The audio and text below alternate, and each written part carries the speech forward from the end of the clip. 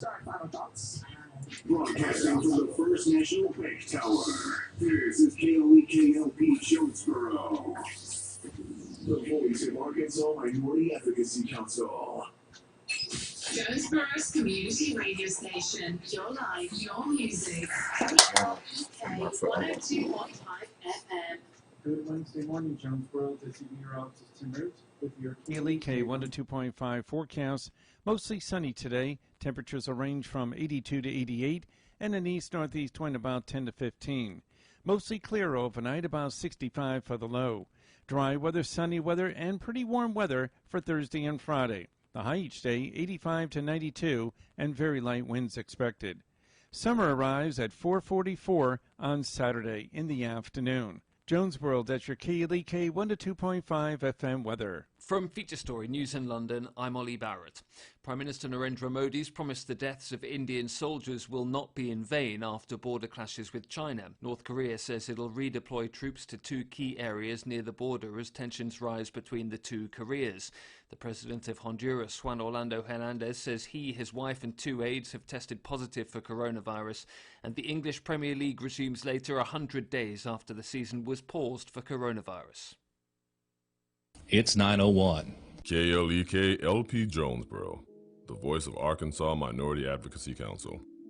It's now time for Community Conversations, a program focusing on the people working to make the Jonesboro community a better place, while offering viewpoints from all sides of the issues. The views expressed in this program are those of the participants and do not necessarily reflect the views of KLEK 102.5 FM, the voice of Arkansas Minority Advocacy Council, or our underwriters or sponsors. KLEK 102.5 FM. Good morning to you on your Wednesday. It's June 17th, 2020. This is Community Conversations. Kato Wonder is in the studio with you, and joining us via Zoom is our host, Quabila Jones, host of Community Conversations. Yes, Dr. Terry, I can see you. And joining us also via Zoom is Dr. Maurice Gipson, who is the Vice Chancellor of Diversity and Community Engagement at Arkansas State University. And Dr. Bryan Terry, you're going to have to help me with this. I believe you are the Vice Chancellor for Enrollment, and if so, you can, if I don't have it correctly, you can correct me. But we're going to go ahead and get started. How y'all doing today? Okay, please unmute. Okay. All right, Dr. Lonnie Williams is supposed to join us. I don't know. I haven't heard from him this morning. Okay, Dr. Gipson and Dr. Terry are still muted. All right, so good morning. Good morning, gentlemen. Thank you all for joining me this morning with us in this conversation. So today we're going to be talking about the importance of creating safe spaces for Black and minority students. And even though you all work on a college campus, this can apply to society as a whole. And so I would first like for you all to introduce yourself a little more for those who may not be familiar with you. We'll start with Dr. Gipson. Let the younger one go first.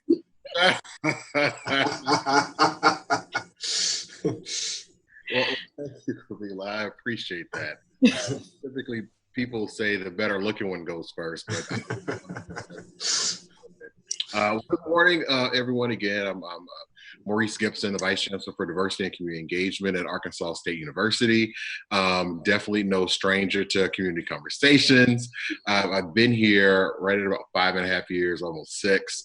We had very humble beginnings in the Office of Diversity at that time. Now we are the Division of Diversity and Community Engagement, whose mission and goals are to make sure that minority students, faculty and staff, people of color, people from marginalized backgrounds and identities, that they have a place at Arkansas State University, that we create an infrastructure that those communities can be successful. Our second goal is to make sure that we continue to engage in the Jonesboro, Delta communities and let them know that Arkansas State University is an institution for them, and for them to utilize our resources and really just be a resource period to those in those communities. So good morning. All right, thank you. All right, and Dr. Terry. Good morning, and thank you for having me. I have not been here 6 years. but apparently I'm still older or middle-aged, as Dr. Gipson likes to call me. The Division of Enrollment Management is relatively new here at Arkansas State University. It's been around forever, but here at Arkansas State, specifically, that houses admissions, financial aid, and registration. But my role kind of bleeds out into a lot of different areas, including working with Dr. Gipson, working with some other folks around the campus to not only ensure that students can get in and can get funded, but that they also know the other resources that they can go to. Often admissions is the first contact with the university. And so students kind of bleed back over into, well, you recruited me here, now tell me what you're going to do to keep me here. And so if you don't know some of those other resources, part of the job of the admissions and financial aid offices and registration offices to say, you're having trouble here, since you know me and since I came down and recruited you from your particular area, why don't you let me introduce you to this person, let me introduce you to that person. And so we're kind of an onboarding thing as well. That's not our official role, but we sit there. Okay. And so we know over the course of history, there have been many organizations created to help Black and minority students, navigate their way around the college campus and to feel safe, heard, and welcome, in different spaces. And, we hear the terms PWI and HBCU. And so for those who may not know, PWI is predominantly white institution, HBCU, historically Black colleges and universities. And so, I know this is probably a tense conversation in the time that we're in now, when there's an uprising in, I don't want to say, civil rights in general, to squash all of the injustices that have been happening for years, for centuries. And so we're seeing an uprising almost resonant, almost resembling the 1960s and 70s, 50s, 60s, 70s, in that era. And so let's talk about the creation of HBCUs, Black Greek sororities, fraternity sororities, and then Student Government Association, Black Students Government Association. Before, Maurice, I'm going to let you handle that, but answer the first part. But Dr. Lonnie just texted me. He's trying to get in. So I don't know if you can do something on your end while Lonnie's going. But go ahead. Go ahead, Maurice. Oh, you're too kind. So, I think the first thing is to make sure that we contextualize what both of these acronyms mean, right? You said the meaning, but only one of them is codified in law, which is HBCU. It was in 1965. So during all of that wave of legislation, that Civil Rights Act, the Higher Education Act, and so on and so forth. So HBCU is the only actual historical designation. We began to say PWI to describe those schools that honestly were not HBCU. So it was a descriptor that comes about to show the opposite of an HBCU. But to answer your questions, well, that half of that first part, they're absolutely critical. These spaces are absolutely critical. As everyone on this call knows, and our listeners as well, there was a time in this country where Black students could not get into the state institutions in the South primarily, but around the country as well. And you had some of these schools started because state support institutions would not let in Black students. So the states created another school specifically for Black students. And then you have some of the private ones that were started and all array of it. A lot of them began by free slave societies. You also have them being started by church groups, philanthropists, and so on and so forth. So you had these schools created because Black people could not get into schools that were predominantly white. Give me the next part of your question. Like student government associations and Black, the Greek organizations. Okay, thank you. Yeah. So again, similar to the impetus behind starting HBCUs, you have Greek letter organizations, which were started very similarly. You have a couple that were started on the campuses of HBCUs like Bryan's. And you have some that started PWIs, like Alpha Phi Alpha. Notice I called his Bryan's and mine. But over 5 minutes in and so on and so forth, half and half really. But you had these organizations began to support students of color. And as I said, you had support for students of color on HBCU campuses as well as predominantly white institutions. So as you're seeing the theme here, right? So you start these enclaves of excellence for Black people were created to one, to make sure they will be able to be educated, and two, to give them that support. And last, which is probably the most recent development, would be the Black type student organizations. So government structure, like Black Student Union is one. You would see those really proliferating in the 60s and 70s as we began this movement in higher education for more Black support on PWI campuses. So you typically see this starting on the West Coast with the advent of these Black studies programs, Africana studies programs, African American studies programs. And then you begin to see from that, these organizations start on campuses, Black student associations, Black student unions, so on and so forth. As a matter of fact, right here in Arkansas, you have BSA, which would have started in 1970. You have the Black BSA, BSA in Fayetteville as well. That started in 1969. So again, right around that Black Power civil rights movement, Black higher education movement, you get these organizations. And I'll say this: out of all the three we named, they're all still critical today. Still critical in their mission, still critical in their service to society. So I tell people all the time that there is a need for these institutions primarily to support people of color, and specifically Black people or people from the diaspora. All right, well, thank you, Dr. G. That's why he let the historian chime in on that. All right, so also joining us is Dr. Lonnie Williams. And so good morning to you, sir. Unmute. You're on mute. Good morning. I apologize for the user error. No, you're right on time. So the other gentlemen have introduced themselves and given a little background. And so we would like for you to please introduce yourself and tell us what role you play at Arkansas State University. All right. I'm Dr. Lonnie Williams. I'm the special assistant to the chancellor. I've been at Arkansas State now for 17 years. And prior to that, I was at the University of Arkansas, employed there for 27 years. Okay. Ooh, okay. That's great. I don't really want to go there right now, but there's a trending topic on Twitter and Facebook about U of A, and so we'll touch on that just a little bit later. Okay. But we were talking about the importance of creating safe spaces for Blacks, and not just on college campuses, but in society in general.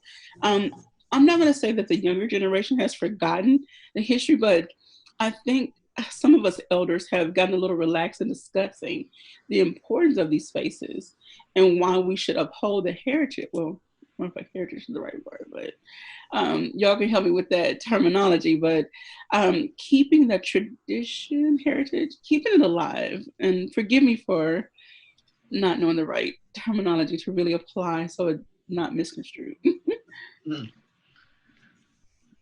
Dr. Williams. Well, yeah, I'll let Lonnie answer that with his 27 years of experience. Yeah, all your years of experience. I was the older statesman till you got here. Well, I don't think it's so much as passing along the heritage as it is passing along your experiences. Okay. We want students to learn, not necessarily from our mistakes, but from what we've experienced. And we need to pass that on. Unfortunately, 2 generations ago, young folks weren't so much interested in, that's not going to happen here, and they grew up in an integrated society, into an integrated school, so they've had white friends all their lives, so to speak. So to talk about, the older generation started talking about their prior experiences, what they went through with the marches, what they went through being the first to integrate some of the predominantly white campuses, they want to blow it off. But unfortunately now they're starting to see it for themselves with some of the things that, like you just spoke about the hashtag Black at the University of Arkansas. I think now in my days, and since I'm the oldest spokesman here, it was just blatant, just outright blatant. And as Dr. Gipson would say right now, we deal with microaggression, which are things that are a little more subtle, like using the N-word when somebody's passing by you versus throwing a rock or a bottle out the window at them just because they're walking along the sidewalk. So, but the thing is to pass it along still. And you find some students who are interested in it, and we set up seminars. Dr. Gipson has a program where he brings students to campus for a week of orientation prior to classes start. And they get a chance to meet with some of the seniors on campus, so to speak, and learn about their experiences. So they hear firsthand, and it's from their peers.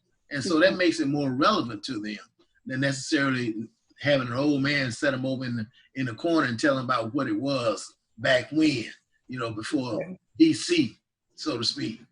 Okay. I just want to pile on to what Dr. Williams is saying. I think that's absolutely right, but I think the only caveat I would put in there, being between Maurice and being between Lonnie, is, Maurice grew up in that internet age. Everything showed up on the internet, and Lonnie grew up in the black and white age. I had color television, so the difference between those things, while it sounds a little funny, is it wasn't as immediate for me. So I didn't get to see 2 nights ago this happened. I think Lonnie would agree with me. All the stuff that we're seeing now has been happening through the 60s. I can remember being on college on a PWI myself, and that happened, but you just didn't see it on camera right then on a computer screen. You'd hear about it. People talked about it. I can even remember Todd Bridges, who was Willis from Different Strokes. He kept saying all this whole time, man, these people are stopping me. They're beating me, this whole thing. But he saw it, so everybody kind of went, well, he's got a drug problem, maybe, But I think now what we're seeing is, no, this has been happening, and you could definitely see by some of the attitudes of folks that are out there that they're saying, I didn't know this was not. We've gotten desensitized to it, and I think what's happened over the past couple of months has really sensitized us to it, and now I'm certainly hopeful that we're going to see a lot of change. So.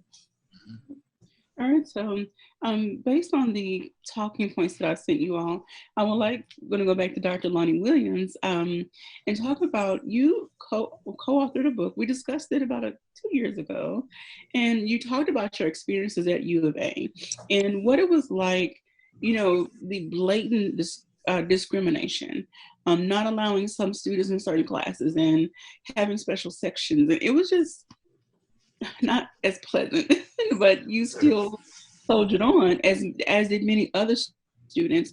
And we also have heard about the school where Sigma Gamma Rho was started, and Dr. Sharice can correct me if I'm wrong, there was a lot of pushback, for having Black students. And at one point they allowed, we're going to allow, a number of students just to kind of meet this quota.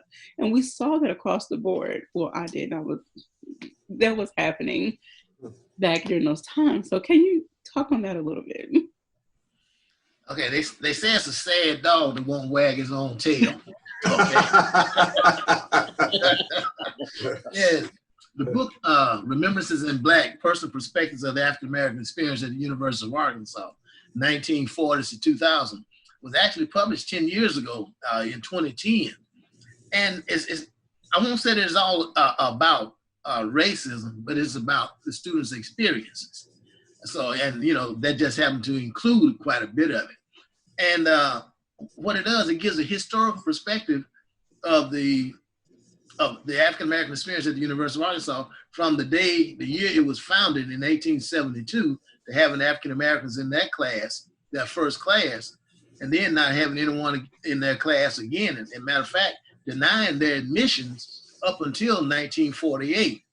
And so we were very fortunate to get some interviews with some of the alumni who actually got there in 1949 up to 2000. And what we tried to do was get those who had a historical presence on campus, meaning they were the first African-American to do so-and-so, to be admitted to come into grad schools or whatever, and talk about their experiences. And yes, it's some very disheartening stuff in there. One case in 1968, the guy talks about the experiences when Dr. Martin Luther King was killed, and said he came back to his residence hall and he heard this cheering. And he asked the RA, who happened to be black, he said, "What are they cheering about?" He said, "Haven't you heard? They shot Dr. Martin Luther King." So the guys were cheering because Dr. King had been killed, had been assassinated. So those are the type of things that they talk about, and some stuff that's even more so. One lady gave her interview, and I sent it back to her to edit, and she held on to it for 3 months. And so I called her and asked her about it. She said, "Yes, I'm going to get that to you." She said, "But every time I pick it up, it's so painful, I started to cry." It took me 6 months to get her edited material back from her because it was still so painful to her just to recall the experience that she had on that campus. But you find a lot of students who went through a lot of things, but yet and still they're very proud of the experience because it made them stronger. They got the education. And too many, even up to 2000, they were still maybe one of two or maybe three African Americans in a class. So it was still a campus of isolation, even up in 2000. And you find some of that's being said now with a campus of 27,000, where students are still saying they're only one of two or three in their classes. And so they're experiencing some of the same experiences that students have had since they came to the campus in 1949. All right, Dr. Williams, got to get ready to leave it there. We're getting ready to go into a break. I want to thank everyone for tuning in so far. We are speaking with Dr. Bryan Terry, Dr. Maurice Gipson, and Dr. Lonnie Williams. All are members of Dr. Kelly Danforth's cabinet, all are vice chancellors at Arkansas State University. But we're going to get ready to go to a break. Don't go anywhere. We'll be back with more. This is Community Conversations on KLEK 102.5 FM. All right, we're off the air, so you. You're listening to Community Conversations on KLEK 102.5 FM. We'll be right back.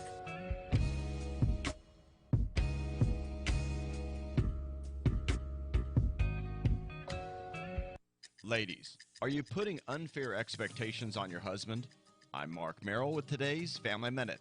When our expectations for our spouse become unreasonable, we're really setting our marriages up to falter and maybe even fail. Here are some unfair expectations wives should avoid. First, that he will always get you. My wife Susan sometimes says, "You just don't get me." And she's right.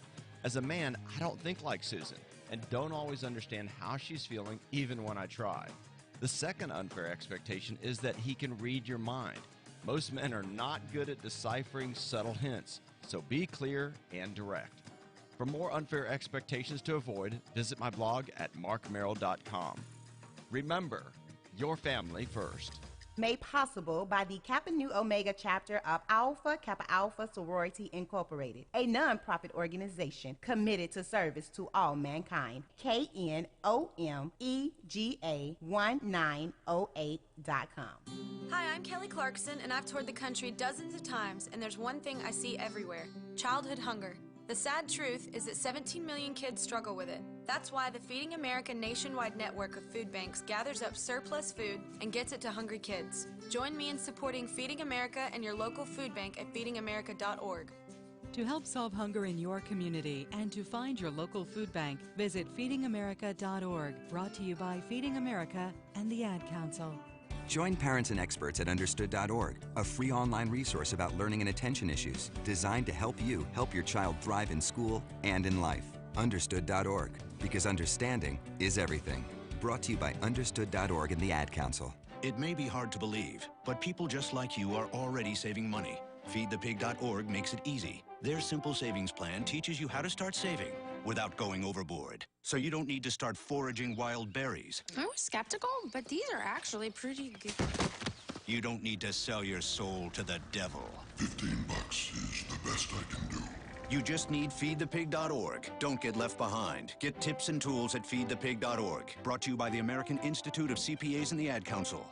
Hi, I'm R-Dub, host of Sunday Night Slow Jams, with a special invitation to join me this Sunday night. We're gonna slow it down and make the most of the last few moments of your weekend with slow jams and special expressions to the ones you love. So come on through and bring a friend. I'll see you for Sunday Night Slow Jams. Sundays 8 to midnight on 102.5 KLEK. Coronavirus. Knowledge is power. New York and Los Angeles, two of the nation's largest cities, are telling their residents to wear masks whenever they go out. But the White House is not telling all of us to wear them. Why not? The most important thing is the social distancing and washing your hands. And we don't want people to get an artificial sense of protection because they're behind a mask. Because if they're touching things, remember, your eyes are not in the mask. So if you're touching things and then touching your eyes, you're exposing yourself in the same way. So we don't want people to feel like, oh, I'm wearing a mask, I'm protected and I'm protecting others. You may be protecting others, but don't get a false sense of security that that mask is protecting you exclusively from getting infected, because there are other ways that you can get infected because the number of asymptomatic and mild cases that are out there.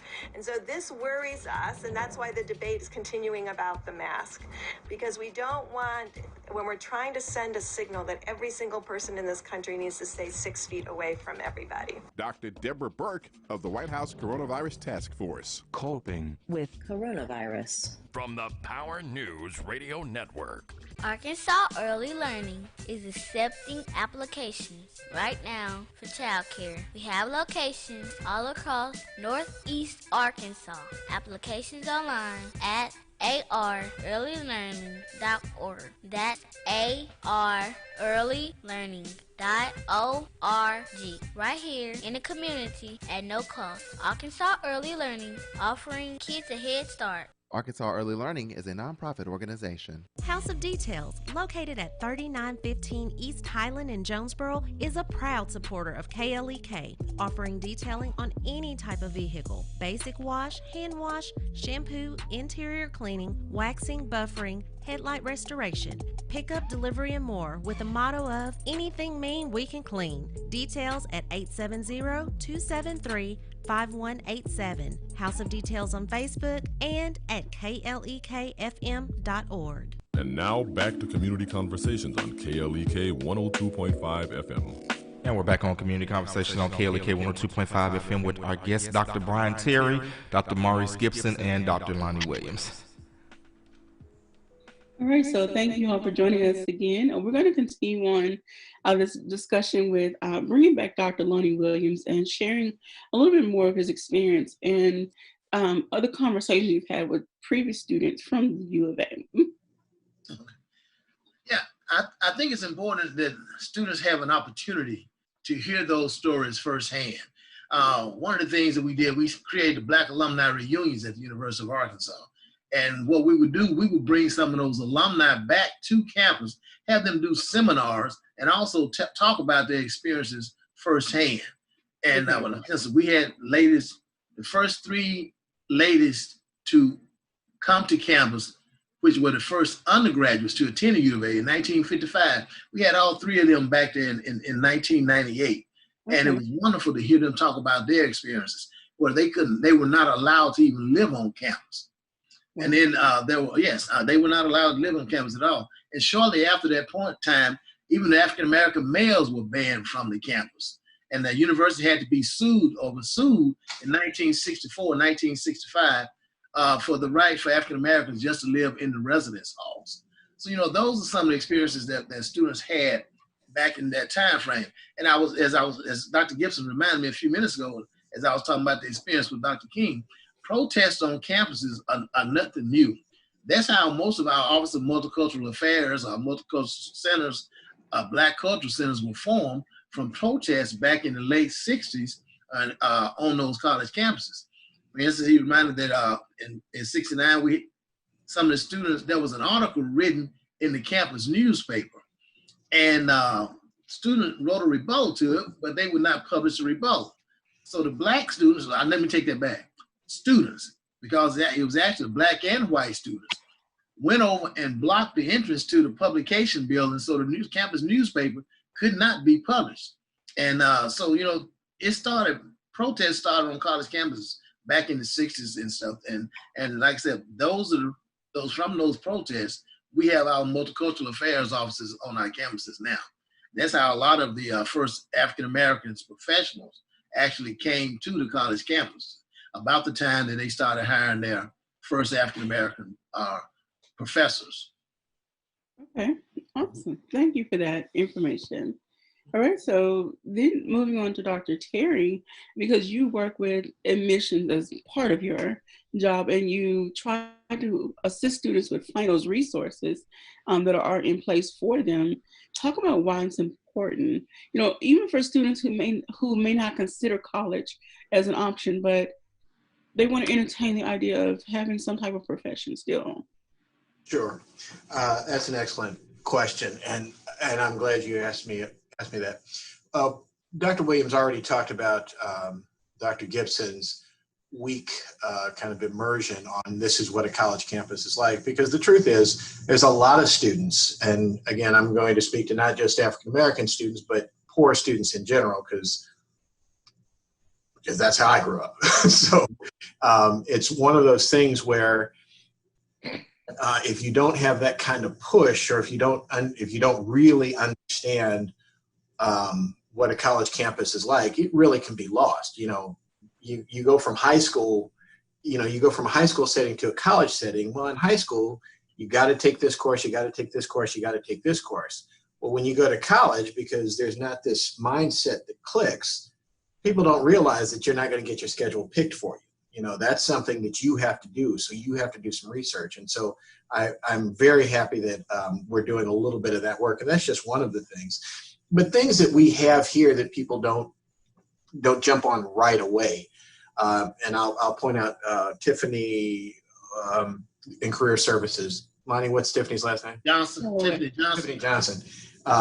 One of the things that I want to make sure that all students do is they start their career with that career services area. You know, one of the first areas you should visit, not just to get a resume, not just, although they do all those wonderful things about getting a job on campus, but then it's about finding a career too. And part of the problem is that students are told, you know, from early, if they even sound smart, oh, you're going to be a doctor, or you're going to be a lawyer, or you're going to be a businessman, or you're going to be a teacher, or you're going to be an engineer, and then it kind of stops.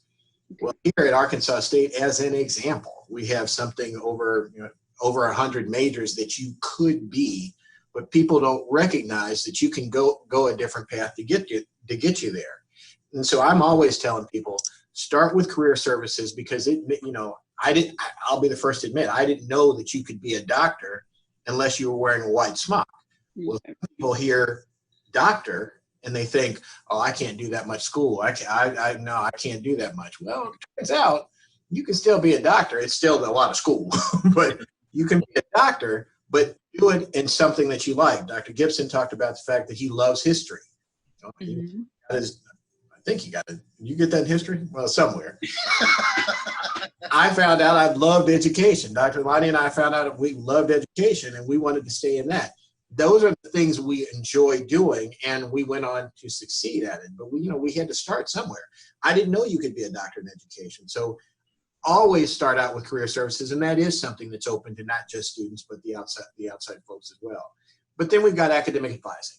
Academic advising is another area that once you decide that path to go down, there's the great thing about Jonesboro is everybody knows everybody. So if you're having trouble in something, chances are good you ain't the only one. There's somebody else that had some trouble in it, and they're going to be able to hook you up with somebody else who had that same kind of trouble. But it's that we've got a new financial aid program here called the 870 program that's for low-income students, and a lot of African-American students are taking advantage of that is going to cover all of your tuition and fees, so that's not something that you have to think about. You don't have to stress on that. because that's going to be covered, and it's going to give you money for room and board, and it's going to give you a mentor to kind of get you through that next step. So all of those things are things that are there. And the one thing that I say, and I know we're trying to get to a lot of things, the other thing I would say is the other problem that we have, and all of us probably experienced, is we were the smart kids in school. And so we were of the smart kids.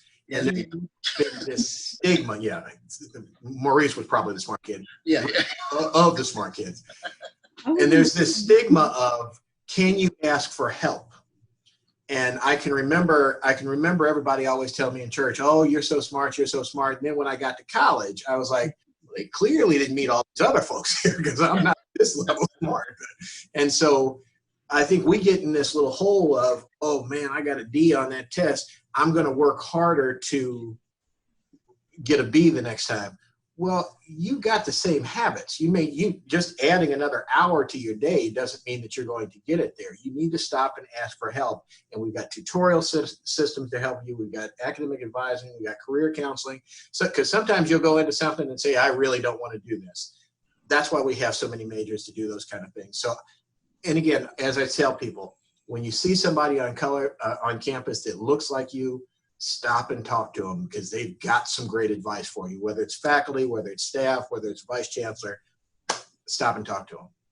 And then let's talk about how, before students even get to that level, get to your office, how they need support and why it's important to help them navigate all the systems, even at the high school, junior high. Let's even start junior high and high school levels. And we know all students are not slated for college. That's, that's understandable. However, they need the support to know that almost anything is possible, even with the discriminations and prejudices and things that we're facing, even today in 2020. It's a great question. Okay. It's a great question. Well, I guess I'm going to back up a little bit on something you say. And again, it's your definition of college. Okay. I think that our society is going to make this happen. You are going to have to do something after high school, whether that's a technical college, whether that's community college, whether that's 4-year. I think you're going to find that extra level is going to be something that you're going to have. So if it's not University of Arkansas, or if it's not Arkansas State, we've got community colleges. Now, I will tell you, and I'll be the first to admit, I've seen it happen. We've got videos on it. Some people don't find their niche until they get to college. We got a great story about a kid who, he's now a mechanical engineer. If Adrian's probably listening, he's got this wonderful video where the kid is now a mechanical engineer. In the 8th grade, he started being a welder because they kept telling him, here, go to welding school. Well, once he got to welding school, he realized, man, I really like this math and calculus and things like that. Nobody told this kid in the 8th grade that he was, in 8th grade, he was just tracked. And unfortunately, that ends up happening. This is the college track, even though it's not official, and this is the other track, whether it's community college track, or whether it's trade school track, or whether it's the other track. What happens is students don't get that support until sometimes they get all the way into college. And then once they find in college, like, hey, Maurice and I are a lot alike, and he's doing this kind of work. Maybe I can too. And so I would say that that's going to be the important part. And I think we have a responsibility to say, even if you don't start at the 4-year, start somewhere. And if that somewhere is a trade school, if you enjoy being a welder, go for it. Doesn't mean that someday you won't get that 4-year degree.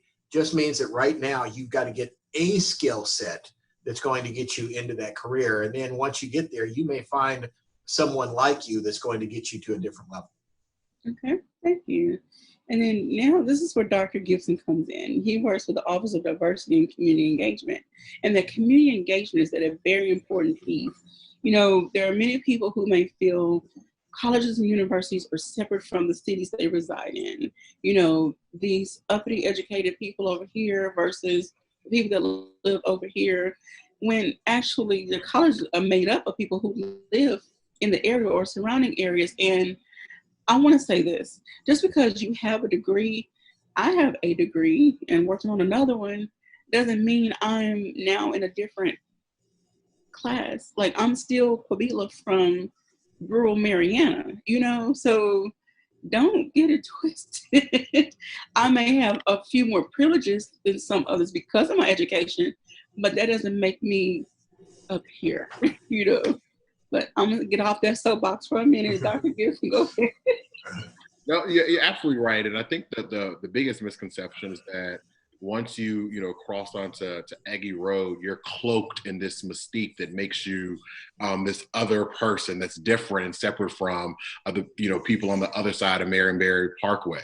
That's just not true. It doesn't happen. You don't get this kind of osmosis experience by being on a college campus that makes you fundamentally different from people across the railroad track. And I think Dr. Terry hit on something very key. We talk a lot about kind of racial diversity. We never talk about economic diversity.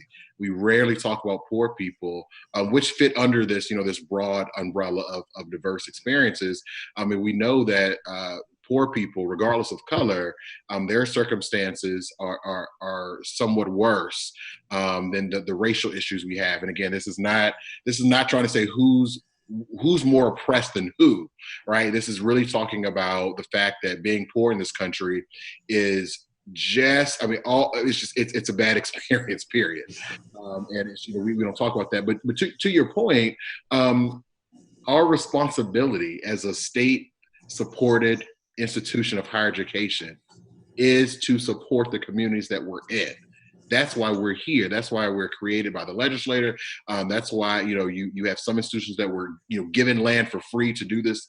Arkansas State was one of them, but still you get state dollars. Where do state dollars come from? Come from taxes, right? All manner of taxes. So income tax, sales tax, so on and so forth. So this is the people's university. It is. And it's my job to make people realize that Arkansas State is their university. And if you don't want to come there for classes, you still can utilize the expertise. You still can utilize the resources of a state institution. And unfortunately, people don't realize that. They don't understand that they could come and take advantage of some of the things we offer for the community on our campus. We try to partner with more and more community organizations so that they can spread the word that we have programs where you can learn how to start a business right in our Delta Economic Center. You can we have some extended and continuing education type opportunities that's just open for community members. But again, when you feel that you are an other, right? That you are not part of what's ever happens in this structure, right? We have to demystify what a university is.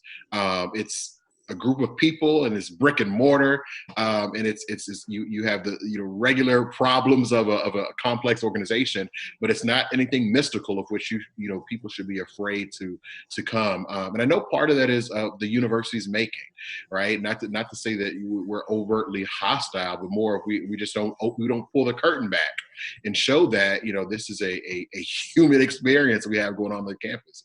So community engagement is a huge part of that, right? That's why we are really big in making sure that we help sponsor our community organizations. The more they see the name Arkansas State, the more people will realize that, okay, they are in the community, so maybe we can utilize that. We make sure that we go to various organizations and we're present, because our presence means that, we're willing to come from this mystical place into the community. So let's see if we can get that vice versa from the community onto campus. And those are small steps that, just incrementally, I think people will begin to realize and understand that this truly is a place for them. And again, not on the Dr. Terry side where we're saying you can go to school here, because that is certainly true, but also on the, we don't necessarily want to, go get a degree, but what are some continuing education opportunities?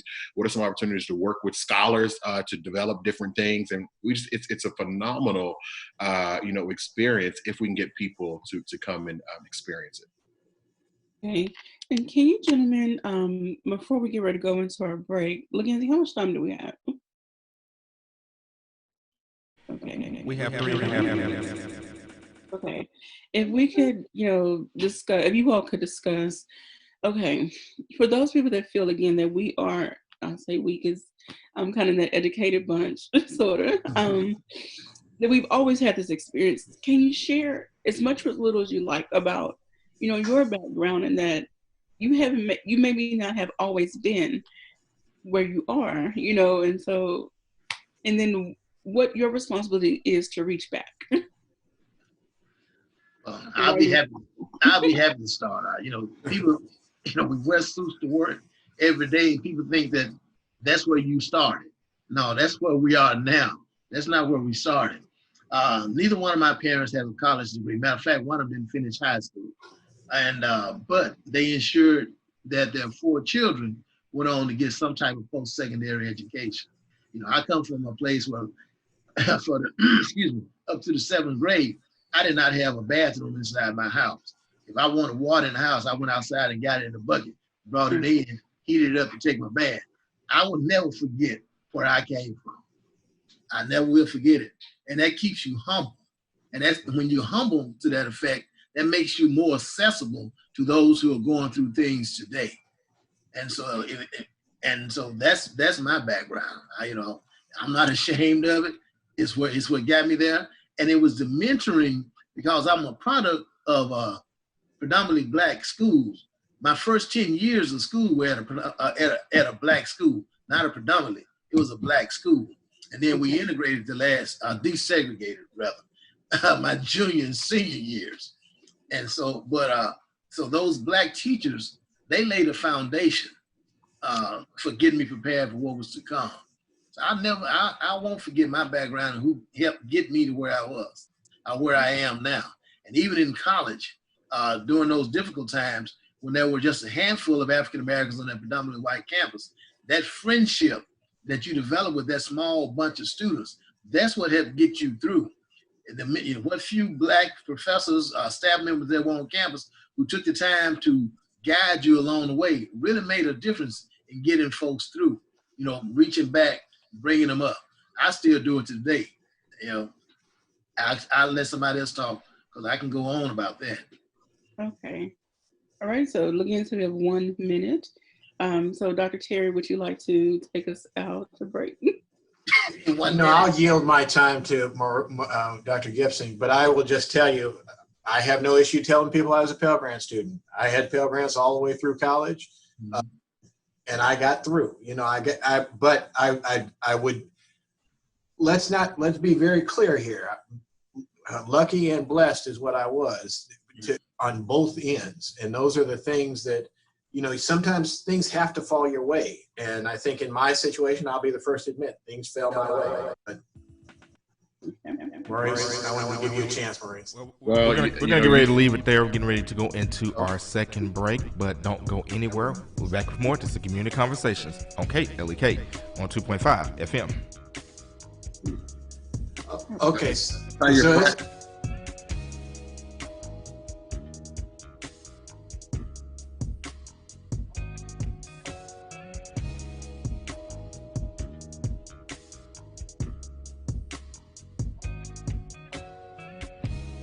You're listening to Community Conversations on KLEK 102.5 FM.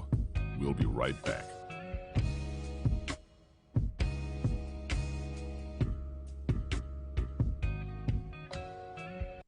We're back with Money Matters. I'm Alfred Edmond Jr. Does everyone in the family come to you when they want money? Here's how to stop being an easy mark. When you hear a sales pitch, an investment opportunity, or a request for a loan, always give yourself at least 24 hours before making a decision. This gives you time to let your emotions subside and let your mind take over. Never make money decisions out of guilt, a need to be accepted, financial desperation, or greed. Con artists rely on manipulating your emotions to get you to part with your money. And the same is true of salespeople and especially relatives. Never feel bad about asking, what's in it for me? Can I really afford this? Guilt is one of the emotions people use the most to separate you from your money. Remind yourself, you're not being selfish when you're keeping what belongs to you. I'm Alfred Edmond Jr. for Money Matters, a product of American Urban Radio Networks. made possible by the Jonesboro Alumni Chapter of Delta Sigma Theta Sorority Incorporated, focused on joy in our sisterhood, power in our voice, and service in our hearts. www.jonesboroalumnidst.org. Money Matters is brought to you by Bancorp South, offering checking, savings, loans, credit cards, and wealth management. www.bancorpsouth.com or 870-972-9800. KLEK thanks the staff of Life Strategies Counseling Incorporated for helping people through hard times in life, such as depression, family issues, stress, abuse, and more. They offer counseling and therapy for all ages, individuals, families, and groups. They are located at 1217 Stone Street. Phone number 1-866-972-1268 or online at lscihelp.com. KLEK 102.5 FM salutes small businesses. Small businesses promote local character and success, keeping money in the local economy, local jobs, entrepreneurship, community well-being, and so much more.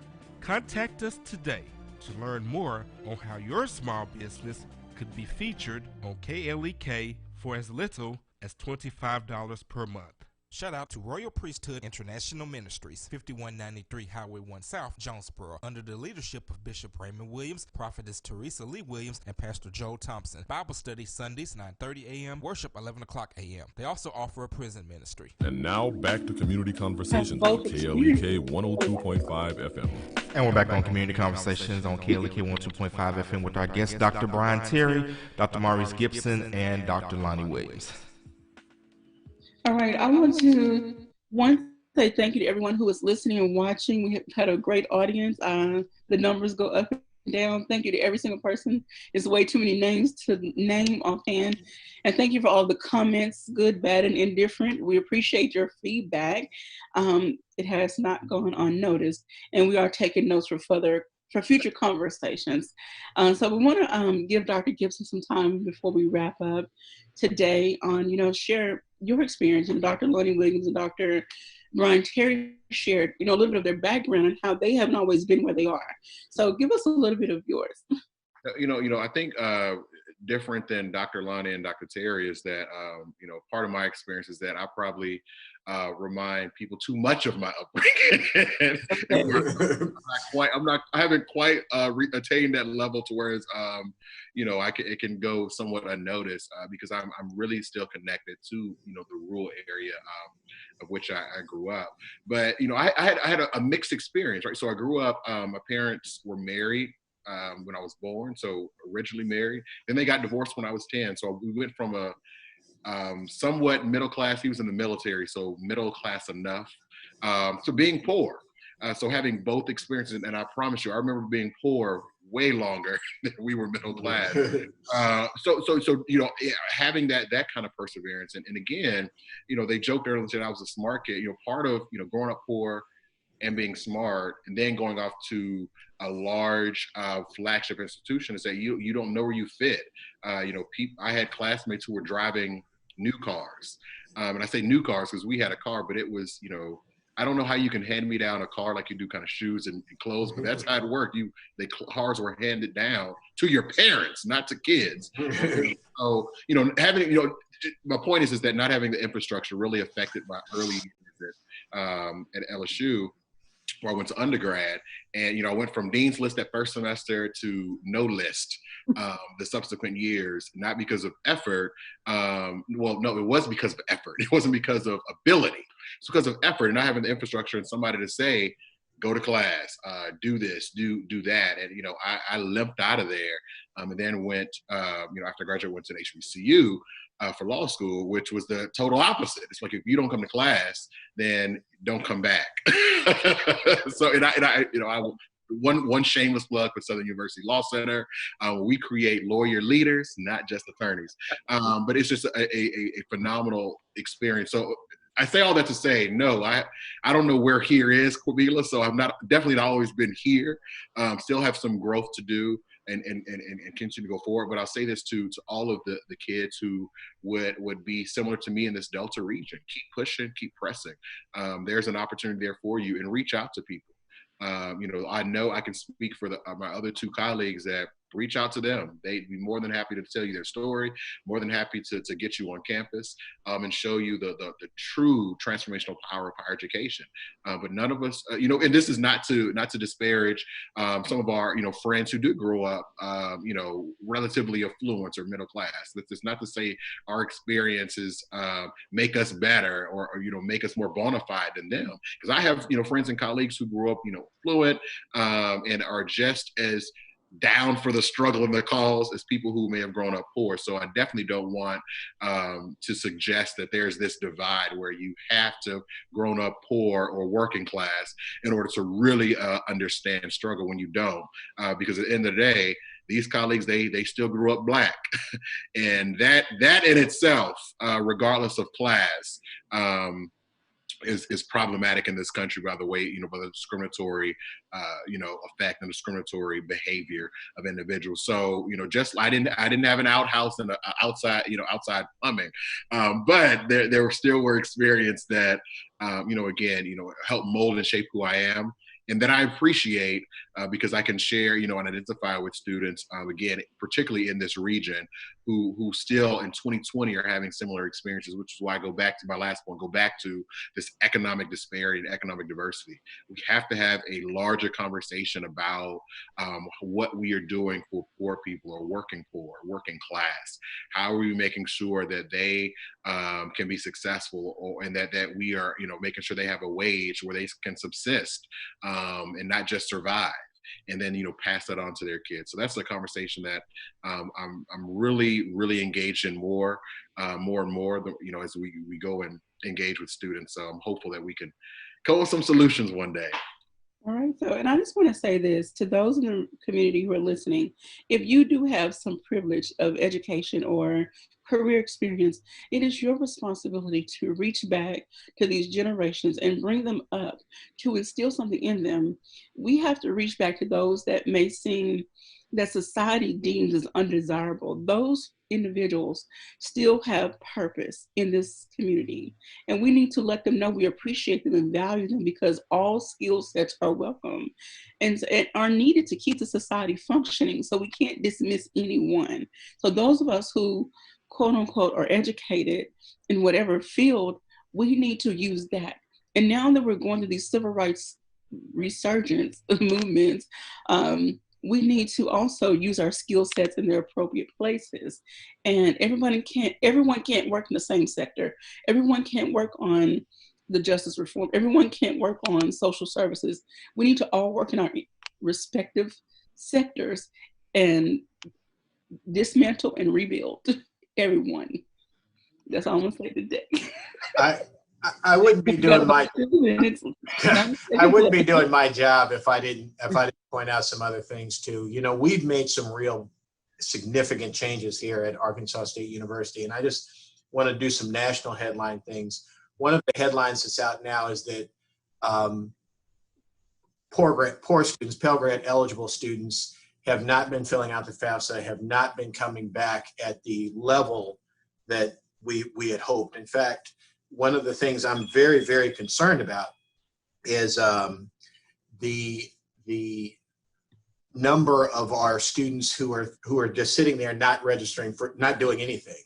And I got to tell you, folks, August is going to come up, and it does not look like this economy is going to get better anytime soon. It does not look like people are going to have jobs aplenty.